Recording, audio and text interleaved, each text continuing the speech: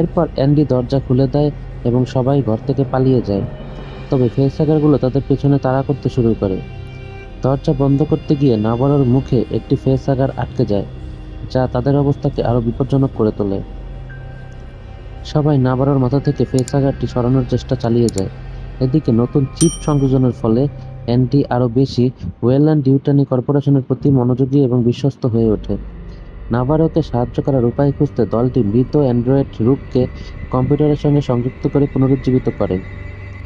রুক সবাইকে সতর্ক করে জানায় যে তারা এখন ভয়াবহ বিপদের মধ্যে রয়েছে, কারণ তারা শিগগিরই একটি জেনোমর্ফের মুখোমুখি হতে চলেছে। রুক একটি মৃত জেনোমর্ফের দেহের দিকে ইঙ্গিত করে ব্যাখ্যা করে যে এটি সেই জেনোমর্ফ যা নস্ট্রোমোতে আক্রমণ করেছিল।